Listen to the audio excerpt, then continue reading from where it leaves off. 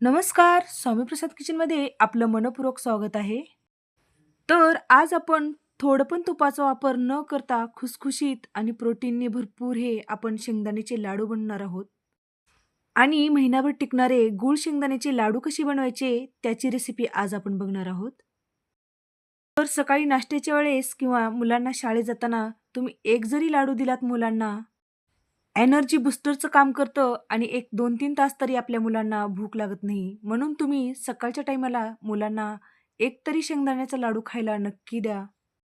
अगदी 10 ते 15 मिनिटामध्ये हे होणारे शेंगदाण्याचे लाडू आणि खायला पण एकदम पौष्टिक.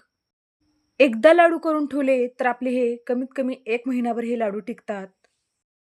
तर हे शेंगदाण्याचे लाडू लहानांपासून मोठ्यांपर्यंत सगळ्यांनाच आवडणारे आहेत. तर हे लाडू उपवासाला पण हे शेंगदाण्याचे लाडू चालतात. तर या गूळ शेंगदाण्याच्या लाडूला तेल आणि तुपाचा अजिबात वापर केला जात नाही.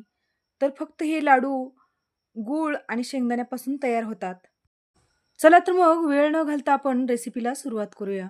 तर इथे आपल्याला गूळ आणि शेंगदाण्याचे लाडू बनवण्यासाठी लागणारं साहित्य बघूया. तर इथे मी 1 किलो शेंगदाणे घेतलेले आहेत. तर 1 किलो शेंगदाण्यासाठी मी इथे 1 किलो गूळ घेतलेला आहे. तर इथे मी गावरान शेंगदाणे घेतलेले आहेत. गावरान शेंगदाणे थोडे मोठ्या साईजमध्ये असतात. तर अशा पद्धतीचे जर तुम्ही गावरान शेंगदाणे घेतलात, तर लाडू हे चवीला छान होतात. तर पहिल्यांदा आपल्याला शेंगदाणे भाजून घ्यायचे आहेत. तर इथे मी 1 किलो शेंगदाणे कढईमध्ये घालून घेतलेले आहेत. तर हे शेंगदाणे पहिल्यांदा आपल्याला मोठ्या आचेवरच छान गरम होऊ द्यायचे आहेत. गरम झाल्यानंतर आपल्याला गॅस बारीक करून आपल्याला हे शेंगदाणे मंद गॅसवर आपल्याला छान भाजून घ्यायचे आहेत. शेंगदाणे छान आपल्याला खरपूस आणि एकदम खमंग शेंगदाणे भाजून घ्यायचे आहेत. जर तुम्ही शेंगदाणे एकदम व्यवस्थित नाही भाजलं, तर लाडू खमंग होत नाहीत आणि लवकर वास धरतं. म्हणून शेंगदाणे आपल्याला लाडू बनवताना खमंग छान आपल्याला भाजून घ्यायचे आहेत. तर हे शेंगदाणे छान आपले हे खमंग असे भाजले गेलेले आहेत. तर मी गॅस बारीक करूनच हे शेंगदाणे भाजले आहेत. म्हणजे शेंगदाणे हे खूप छान खमंग भाजले जातात. तर आपले हे एक 10 ते 15 मिनिटामध्ये खमंग आपले शेंगदाणे भाजले गेले आहेत. तर मी हे शेंगदाणे एका ताटामध्ये काढून घेतलेले आहे. तर आपल्याला हे शेंगदाणे थंड करून घ्यायचे आहेत.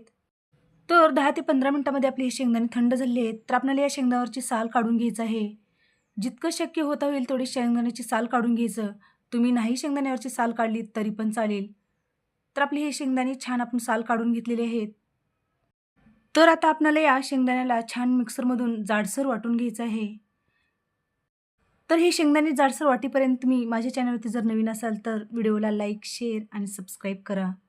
तर मिक्सरच्या भांड्यामध्ये भाजून घेतलेले शेंगदाणे घातलेले आहेत. तर आपल्याला याला मिक्सरला लावून छान जाडसर वाटून घ्यायचं आहे.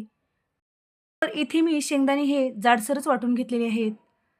हे बघा अशा पद्धतीने मी हे शेंगदाणे जाडसर वाटून घेतले आहेत. तर उरलेले शेंगदाणे सगळेच आपल्याला हे जाडसर अशाच पद्धतीने हे शेंगदाणे वाटून घ्यायचे आहेत. तर सगळेच हे शेंगदाणे मी जाडसर वाटून घेतलेले आहेत. तर आपल्याला 1 किलो शेंगदाणे घेतले होते त्याच्यासाठी 1 किलो गूळ ही फोडून घेतलेला आहे. तुम्ही या ठिकाणी फोडून घेण्याच्या ऐवजी खिसणीने खिसून बारीक पण गूळ घेतलात तरी पण चालेल. तर हे शेंगदाण्याचं आपण जाडसर वाटून घेतलेलं कूट या टोपल्यामध्ये काढून घेतलेलं आहे आणि हे जे गूळ फोडून घेतला होता ते पण या टोपल्यामध्ये घालून घेणार आहे. तर हे गूळ आणि शेंगदाण्याचं जाडसर कूट केलेलं होतं ते आपल्याला हे मिक्स करून घ्यायचं आहे. तर शेंगदाण्याचे लाडू बनवताना तुम्ही गुळाचं प्रमाण जास्त कमी करू शकता. इथे मी 1 किलो शेंगदाणे घेतले होते त्याच्यासाठी 1 किलो गूळ घेतलेला आहे.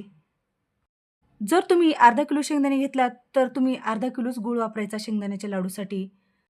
तर या शेंगदाण्याच्या लाडूसाठी हे प्रमाण अगदी बरोबरच आहे. गूळ आणि शेंगदाण्याच्या जाडसर कुटाला आपण छान मिक्सरमधून वाटून घेऊया. तर आणखीन एक वेळेस मी हे जाडसर होतं ते आपल्याला याला छान बारीक वाटून घ्यायचं आहे. तर मिक्सरच्या भांड्यामध्ये हे गूळ आणि हे जाडसर शेंगदाण्याचं कूट यामध्ये घालून घेतलेलं आहे. तर छान मिक्सरला फिरवून घेऊया. तर अशा पद्धतीने आपले हे छान मिश्रण बनवून तयार झालेले आहे लाडूसाठी. तर एका ताटामध्ये हे मिश्रण काढून घेतलेलं आहे. तर हे बघा आपलं लाडू बनवण्यासाठी हे गूळ आणि शेंगदाण्याचं मस्त मिश्रण बनवून तयार झालेलं आहे. गुळामध्ये थोडासा ओलसरपणा असतो म्हणून आपण हे गूळ घातल्यामुळे मस्त असे हे लाडू बनवण्यासाठी आपले हे मिश्रण बनवून तयार होते. त्यामुळे या लाडूमध्ये तूप अजिबात घालण्याची गरज पडत नाही. कारण तूप जर तुम्ही घातलात तर एक 8 ते 15 दिवसामध्ये त्या तुपाचा या लाडूमध्ये वास यायला सुरुवात होते. तर अशा पद्धतीने मी हे सगळं उरलेलं हे मिश्रण आपण छान मिक्सरमध्ये फिरवून घेतलेलं आहे. तर याला छान आपण एकजीव करण्यासाठी थोडं हाताने आपण हे सगळे जिन्नस मिक्स करून घ्यायचे आहेत. तर मस्त असे हे शेंगदाण्याचे लाडू बनवण्यासाठी आपले हे छान गूळ आणि शेंगदाण्याचं मिश्रण बनवून तयार झालेलं आहे. तर आता याचे आपण छोटे-छोटे लाडू करून घेऊया. तर हे लाडू बनवताना एकदम छोटे-छोटे पण नाही करायचे आणि एकदम मोठे पण नाही करायचे. एकदम मीडियम साइजचे आपल्याला हे लाडू बनवून घ्यायचे आहेत. तर मी या साइजमध्ये हे लाडू केलेले आहेत. तर लाडू बनवताना अजिबात त्रास झालेला नाही. एकदम पटकन होणारे हे शेंगदाण्याचे आणि गुळाचे लाडू आहेत.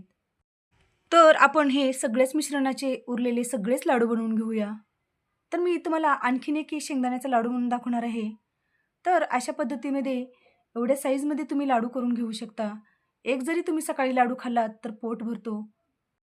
तर हे लाडू बांधताना मस्त गुळाला पाणी सुटतं आणि शेंगदाण्याला तेल सुटतं म्हणून हा लाडू एकदम व्यवस्थित छान बांधला जातो. तर असे गूळ शेंगदाण्याचे लाडू तुम्ही मुलांना दिलात आणि मोठ्यांना दिलात तर ते सगळे सकाळी खूप आवडीनं खातील. तर अशाच पद्धतीने मी हे सगळेच लाडू वळून घेतलेले आहेत. शेंगदाण्याचे लाडू खूप पौष्टिक आहेत आणि एनर्जी बूस्टरचं काम करतं म्हणून सकाळी सगळ्यांनीच हे एक तरी गूळ शेंगदाण्याचा लाडू खाल्लाच पाहिजे. तर इथे मी 1 किलो गूळ आणि 1 किलो शेंगदाण्यापासून मस्त असे हे 2 किलोचे शेंगदाण्याचे लाडू बनवून तयार झालेले आहेत. तर एकदाच तुम्ही जर हे लाडू बनवून ठेवलात, तर एकदम महिनाभर टिकणारे हे शेंगदाणे गुळाचे लाडू आहेत. जर तुमची मुलं सकाळी जेवण करत नसतील, तर तुम्ही एखादा लाडू जर तुम्ही मुलांना सकाळी खायला दिलात, तर हे एकदम पौष्टिक हे शेंगदाणे आणि गुळाचे लाडू आहेत. तर मस्त असे आपले गूळ आणि शेंगदाणा लाडू आपले बनवून तयार झालेले आहेत. तर मी तुम्हाला इथे एक लाडू फोडून दाखवणार आहे. एकदम मस्त खुसखुशीत आपले हे शेंगदाणा लाडू बनून तयार झालेले आहेत.